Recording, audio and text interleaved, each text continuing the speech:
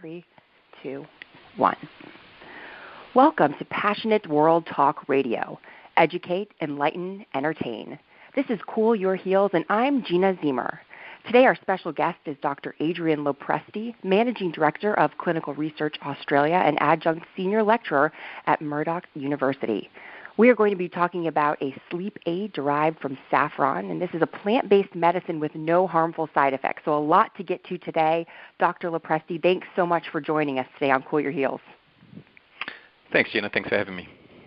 So let's just get right to it. Okay, so across the world, we are busy. We are running 1,000,000 miles an hour nonstop, and one of the things that we need to function in life is sleep, but a lot of us struggle to get that good sleep. Why? Why does this happen to a lot of us?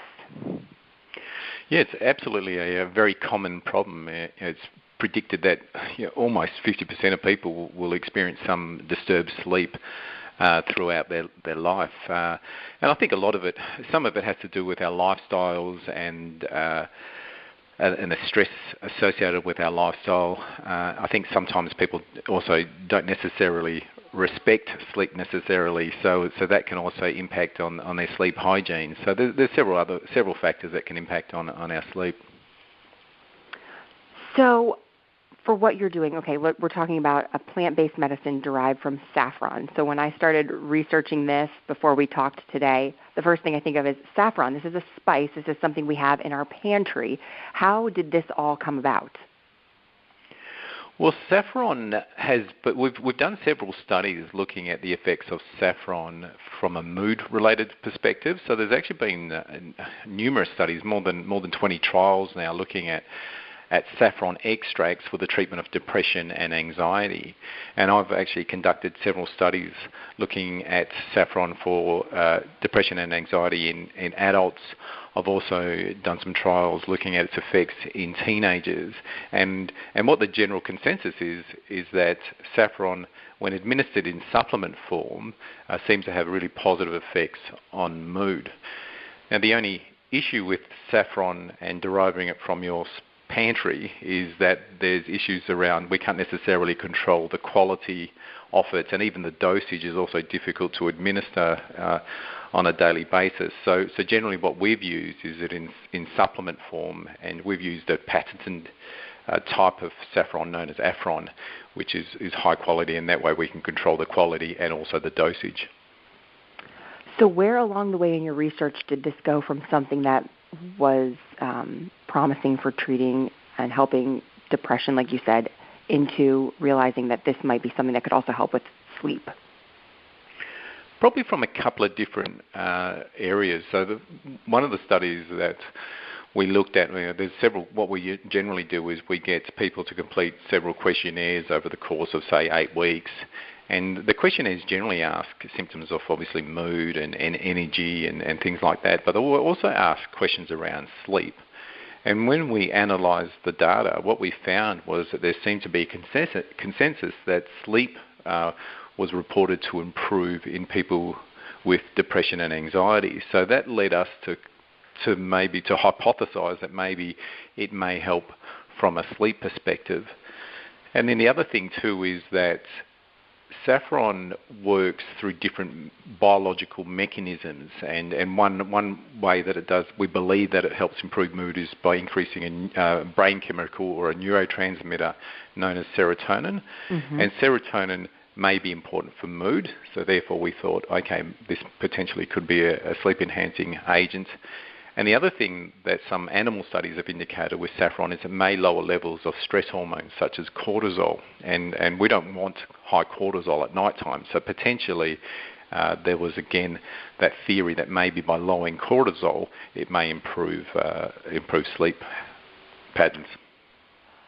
So I know that there's different kind of sleep issues that some people face. Some of us face insomnia where we just cannot fall asleep. Others, I know personally, I have no problem falling asleep. I'm exhausted at night, but I wake up periodically through the night, and it's been a thing that I've dealt with for years, since my teenage years, well into adulthood.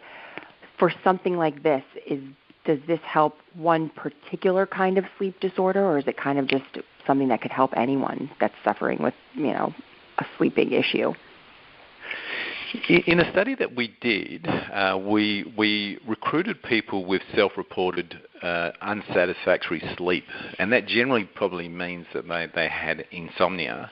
But what we don't know is whether we didn't really get into whether they had problems falling asleep or whether problems with staying asleep. So we're not quite sure whether the improvements were in falling asleep or staying asleep or a combination of the two. And that's really something that we probably need to investigate in the future to see, okay, which ways, which type of insomnia is saffron particularly going to be more beneficial for. So it's a difficult question to answer that one because we didn't really look into it.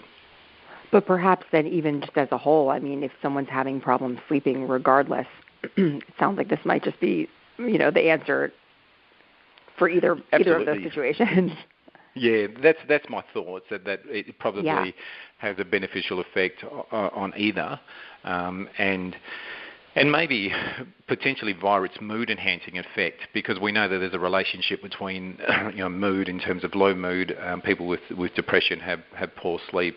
People with anxiety have poor sleep. So maybe there's a double whammy there.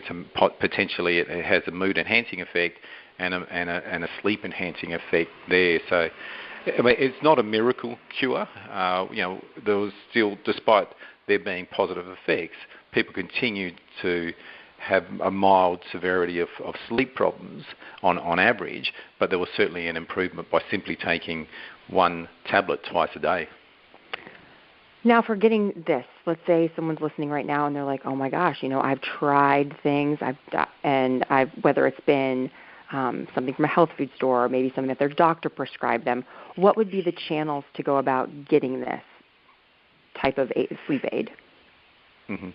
Well, a lot of people often ask me about, well, should I just start cooking more with saffron? And I think that's absolutely important. I think that what people should do is incorporate more herbs and spices in their diet, and particularly saffron has beneficial effects. I've also done research around turmeric or curcumin, and so definitely incorporate herbs and spices in your diet.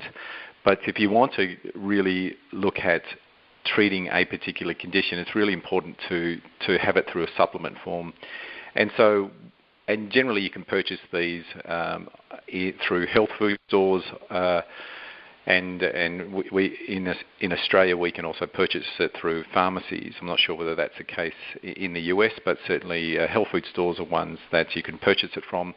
And again, when it comes to any supplement, people need to, if you're going to purchase saffron, then really ask the assistant whether this particular extract of saffron that's used in the tablet has been investigated for sleep problems, because you can get cheap and nasty versions of saffron or curcumin or any particular spice. So I really recommend that people ask about, has the ingredient that's been specifically used in this supplement been investigated in any trials?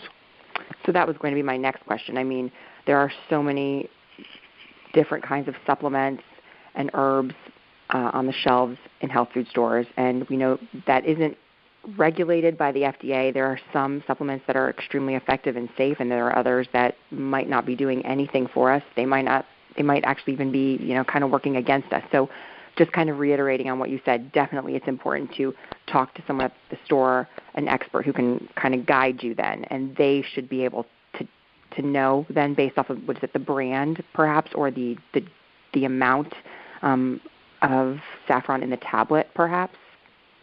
Yeah, absolutely. So you certainly ask them if you're not, and even, I mean, in terms of the study that we did, we used 14 milligrams twice a day of an saffron. It's called saffron, so saffron without the S. Okay. And that's one we used in this study. Now, I'm not saying that any other extract isn't any good, but at the moment, this is the only saffron extract that has been clinically tested for sleep so far. So let's just talk about, backing up a little bit, your background, what you do as your profession in Australia, and what kind of brought you down this path to work on this current project, this sleep aid. Well, I've got two roles. So I'm a researcher where I do a lot of research on natural products for depression and anxiety. My background, and I'm also a registered clinical psychologist, so I also see patients twice a week in my practice. So that's my particular interest, and that's why a lot of my research is around the mental health, and obviously people with mental health problems, sleep is a common problem. Mm-hmm. So I believe in potentially looking at obviously supplements, but it's not. We've got to be careful because they're not magic pills, and we need to look at what other factors might be affecting our sleep. So if you have a young child that's keeping you awake during the night, then saffron's probably not going to help from that perspective. If you have a snoring partner that's keeping you awake, then saffron's probably not going to help. So we really, if you're drinking 10 cups of coffee a day, then again we need to be realistic from that perspective. So people need to also look at their sleep hygiene. How much coffee are they drinking? What's their bedroom environment like?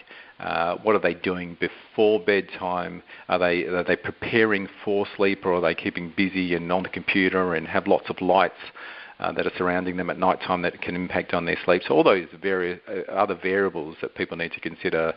And so supplements are described as supplement. They should supplement other factors that might also be going on. So the path to, like we were talking about earlier, that realizing that the saffron connection with the depression and sleep, now, is that something that had been, people had known for years and years? I mean, I think it's so enlightening to know that there's so many things that we can buy. Like, food is the best medicine, so I kind of feel like it stems off of that.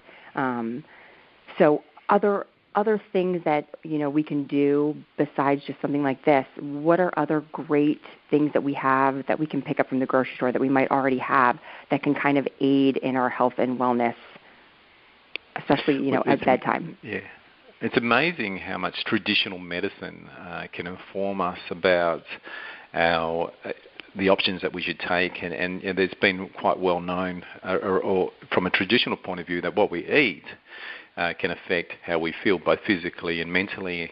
And unfortunately, from a mental health perspective, what we eat didn't really get a lot of airtime when it came to examining its effects on mood. But over the last decade or so, what the research has confirmed is that what we eat can very much affect how we feel both physically and mentally. And there's lots of research around, for example, Mediterranean diets. Eating a Mediterranean diet is associated with a protective effect in terms of mood. And obviously eating junk food is going to have a detrimental effect. And so what I encourage people to do is try to eat more real food, stuff that doesn't come in boxes or packets, and lots of plant-based foods are really important, and avoiding those foods that are not natural and filled with additives and preservatives and things like that. Taking something like this, I think it's really important for people to know, sometimes there's certain supplements or medications that might not work well with another. So if someone's hearing this, obviously we don't want them to just, take it upon themselves to just start, maybe, self-medicating. Just to clarify, in taking something like this, are there any other medications that people maybe should not be taking while they are taking a saffron supplement, or is there anything they can take in combination with it that maybe could help it be more effective?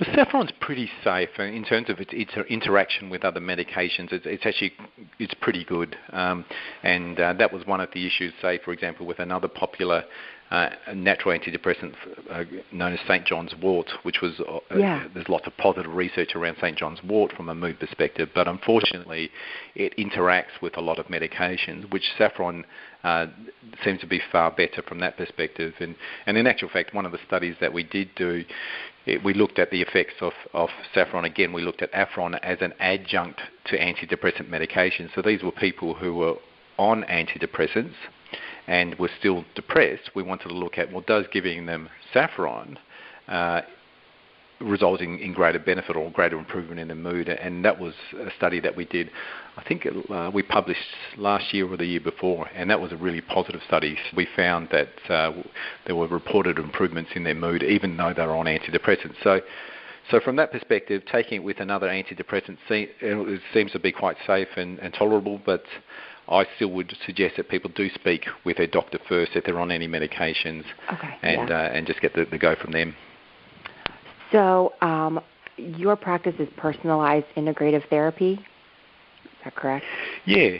So I've created an integrative treatment for depression and anxiety. So traditionally, when I first graduated, my treatments were primarily psychological in nature. So it might be you might have done something called cognitive behaviour therapy, where we would look at people's thoughts and try to target their thoughts and change their thoughts to improve their mood, which I think is very effective.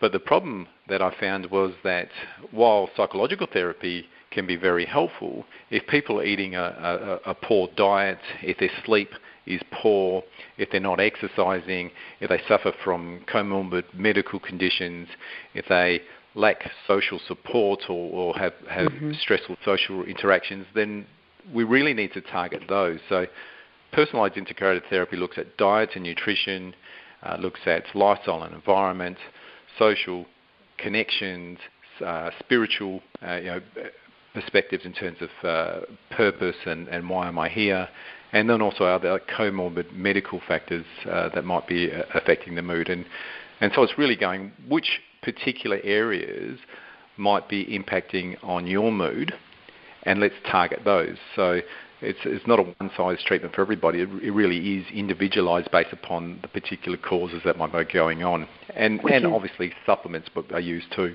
Yeah,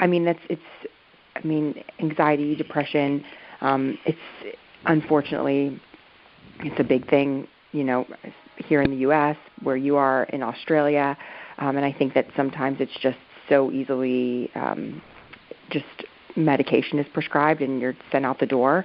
And it is so many more pieces than just the one thing. There are so many components. So typically when you have a patient that comes in, then they come in and then you evaluate in the whole, like the 5 things that you just mentioned, not just the psychological aspect, but the, diet, the lifestyle, the social interaction, perhaps any medical conditions. And then as a whole, they kind of are put sort of like on a treatment wellness plan per se. Yeah, it very much is individualised, so finding out what it is that's going on for this specific individual. It's not so much based upon the diagnosis. So rather than, I'm not interested so much in whether somebody has depression or not, or whether they fulfil the criteria for depression, because I might have 5 people that come and see me during the day, all with the diagnosis of depression, but the causes are all very different. So why would I treat them all the same? Yeah. Why would I... as a psychologist, I don't give medication, but why would I give them all an antidepressant when there's other factors that might be contributing to their mental health problems? I'm not anti-medication. Medications may still be used as a component of the intervention if necessary, but it's not the only intervention that's used. So there's people across the world that are listening to this. Do you see patients just in your office? Do you do any kind of virtual consultations, appointments? People listening, it is not easy to find someone like you that treats on these multiple levels. I think it's hard to find someone who kind of takes the time to really break it down. So is it just in your practice, the people that you see, or like I said, do you offer virtual or just kind of any distance type appointments? I generally, it is my time, and unfortunately availability is a little bit limited at the moment in terms of patients. But so I am generally seeing in person. But if anybody's got any questions, or there are practitioners, this is becoming more and more accepted in terms of the integrative approach, and there are more and more practitioners throughout the world who are using more integrative approaches, and in the US, a lot of them are what we call kind of functional medicine practitioners who are more interested in the integrative approach. So functional medicine integrative practitioner, if people are are looking for a practitioner to see in their area, then just doing a search and typing those terms, functional medicine, integrative practitioner, those types of holistic is another word, and just seeing whether there are any practitioners who work based upon that. Or alternatively, what you could do is, if you're aware of your own factors, think, okay, my diet is really poor and I think this might be contributing, I need to really target this, then see somebody who targets the diet side of things, for example, a dietitian or a nutritionist, and targeting that. If you think your sleep is a real factor, then seeing a sleep, you can still do it that way, and rather than, unfortunately, you're not seeing the one practitioner, but you are seeing a specialist in a particular area. Right. Okay. And then, like you said, though, for anyone that's hearing this and they're like, I need to try to find a U where they are, functional medicine, holistic therapy, those are kind of the keywords that they should be looking if they're doing a Google search or something. Okay, great. And they'll find that there's organisations out there where people do training in functional medicine, and then they may have a list of practitioners near you. So for anyone that wants to, kind of circling back around now and going back to this really, interesting sleep saffron connection, do you have a website? Is there information where people can, kind of read up more about all this? Sometimes it's hard to hear everything and be able to jot it all down. If people want to go to a health food store and they just want to be reminded of dosages that they're looking for, maybe a particular brand or what they need to be asking, someone at the health food store when they go, is there a place where they can go to find this information? Yeah, if people are interested in the study, so they can actually, really, if they can just read the abstract of the study, it's been published in a journal, and if they check that out, then there will be all the details about the extract that we used and the dosages that we used, and even if they type in saffron sleep and they type in my surname Lopresti, it will probably come up with the journal. Yep, I've just done that right now as we're speaking. It does. And, and there's a copy of the journal, and it says saffron, 14 milligrams twice daily. And and then just find out. So you can, if you're going to visit a health food store or you're going to purchase online, just see if you can find that particular extract and go from there. Great. I'll just let you know, we've just finished recruiting for another study looking at saffron and saffron again, but for menopausal symptoms. So, really? So that will be interesting. We hope to have the data all in by the end of the year. Oh, wow, it's amazing how like an herb can just have so many positive, effects for so many different things. And that goes for a lot of foods, like you're saying, food, herbs. Just what a wonderful medicine. Sometimes the best medicine. Anything else that you would like to touch on? Anything else that we did not talk about that you wanted to discuss? No, I think, again, when it comes to sleep, the key, again, is to really try to identify, and you can't always identify the causes, but try to identify the causes, what might be going on that might be contributing to my sleep. Am I stressed? And then if that's the case, then are there things that I can learn to do to decrease my stress levels in addition to taking saffron? But again, the key is really identify the causes if possible and treat accordingly. Great. Well, Dr. Lopresti, thank you so much for joining us today, and thank you everyone at home for listening to Cool Your Heels. I'm Gina Ziehmer. You can listen to this audio all over again at PassionateWorldTalkRadio.com. Just go to the right-hand side of the page and go to the menu, scroll down to Cool Your Heels, and click right there. Also, you can find us on YouTube, Facebook, Twitter, LinkedIn, Google, Apple, iTunes, iHeart, Alexa, and podcast directories. So that's all of them. Thanks again. We will talk again soon. Have a great day.